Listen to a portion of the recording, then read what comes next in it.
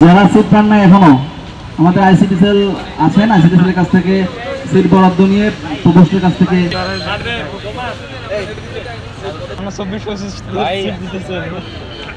আপনারা দেখতে পাচ্ছেন আমরা আজকে আমাদের এই 7 দফা দাবির অংশ হিসাবে আজকে আমরা এই প্রতীকী সিট বন্টনের যে কর্মসূচি শুরু করেছি। এটা ছিল একটি প্রতীকী কর্মসূচি যার মাধ্যমে আমরা আমাদের প্রশাসনের বিবেককে নাড়া দেওয়ার চেষ্টা করছি। আমরা দেখে আসছি গত 58 বছর চট্টগ্রাম বিশ্ববিদ্যালয় প্রতিষ্ঠা হওয়ার পর থেকে এখন পর্যন্ত চট্টগ্রাম বিশ্ববিদ্যালয়ের যতগুলো প্রশাসন এসেছে, প্রশাসনের সেই কর্তা ব্যক্তিরা চট্টগ্রাম বিশ্ববিদ্যালয়ের শিক্ষার্থীদের যেই দুর্ভোগের অন্যতম কারণ সেটা হচ্ছে চট্টগ্রাম বিশ্ববিদ্যালয়ের শিক্ষার্থীদের আবাসন সংকট। সেই সংকটের নিরসন করতে এখন পর্যন্ত তারা ব্যর্থ হয়েছে।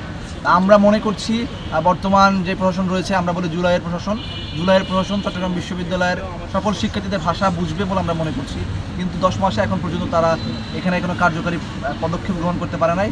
শিক্ষার্থীদের যে এই দুর্ভোগের অন্যতম কারণ সেইটা লাঘব করতে পারে নাই। তাদেরকে একটা জায়গায় ধন্যবাদ দিতে হয় যে তারা এতদিন পর্যন্ত, আমি চট্টগ্রাম বিশ্ববিদ্যালয়ে 17-18 সেশনে ভর্তি হওয়ার পর থেকে চট্টগ্রাম বিশ্ববিদ্যালয়ের হলে থাকার কোনোদিন যে সৌভাগ্য সেটা আমার হয় নাই, কিন্তু কিছু সাধারণ শিক্ষার্থীকে যে হলে থাকার সুযোগ দিয়েছে এর জন্য আমরা তাদেরকে ধন্যবাদ জানাই। কিন্তু যে সকল শিক্ষার্থীরা এখন পর্যন্ত মাত্র 6000 শিক্ষার্থী হলে থাকছে, এর বাইরে যে আরও প্রায় 22,000 শিক্ষার্থী রয়েছে চট্টগ্রাম বিশ্ববিদ্যালয়ে যাদের হলে থাকার সুযোগ পাচ্ছে না, তাদের সেই সুযোগ তৈরি করে দেওয়ার জন্য আমরা চট্টগ্রাম বিশ্ববিদ্যালয় প্রশাসনের কাছে এই দাবি জানিয়ে আসতেছি।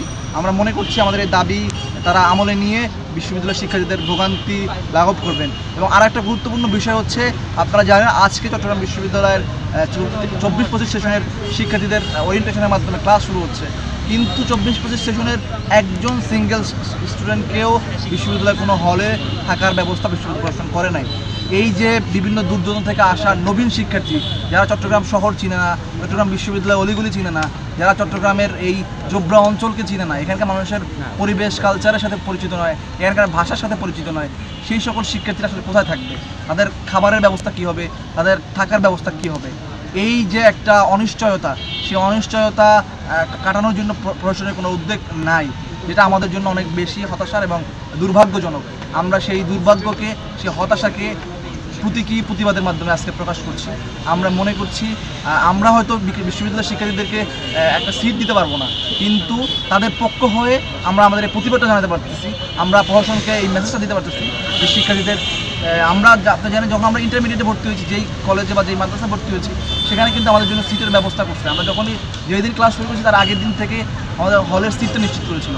আমরা এর মাধ্যমে আমাদের আর কোনো ধরনের ভোগান্তিতে পড়তে হয় না, কিন্তু বিশ্ববিদ্যালয় আসার পরে আমাদেরকে এই লম্বা সময় 4-5 বছরের যে একটা ভোগান্তি আমাদেরকে পোহাতে হচ্ছে, এইটা ভোগান্তিটা যেন লাঘব হয়, এই জন্য বিশ্ববিদ্যালয় প্রশাসন যেন কার্যকারী ভূমিকা পালন করে, পদক্ষেপ নেয়, নতুন বহুতল হল নির্মাণের জন্য পদক্ষেপ নেয় সরকারের পক্ষ থেকে, যেন তারা এই সরকারের কাছ থেকে যেন এইটা আদায় করে নিতে পারে, তারা যেন এই হিম্মত দেখাতে পারে।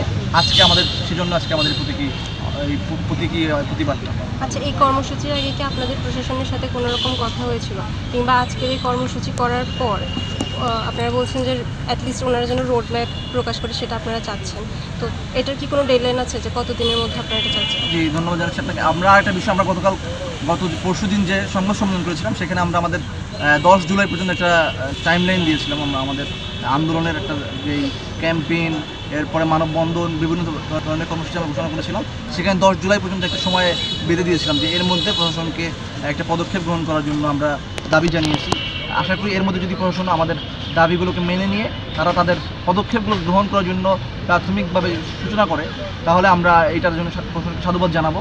যদি আমরা আমাদের এই দাবিগুলোকে মানে কর্ণপাত না করে, আমাদের শিক্ষার্থীদের যে অধিকারের জায়গাটা, ভোগান্তি জায়গাগুলোকে লাঘব করার জন্য তারা কোনো পদক্ষেপ গ্রহণ না করে, আমরা পরবর্তীতে হচ্ছে আজকে হয়তো প্রতিবাদী বা প্রতীকী আমাদের প্রতিবাদ, তখন আমরা প্রতীকী না, সরাসরি প্রতিবাদ করার জন্য আমরা আমাদের ময়দানে অবতীর্ণ হব এবং সেখানে শিক্ষার্থীদের দাবিগুলো আদায় করার জন্য যা করা প্রয়োজন, ইসলামী ছাত্র শিবির শিক্ষার্থীদের কল্যাণে সেই সকল কর্মসূচি দিতে আমরা বদ্ধপরিকর।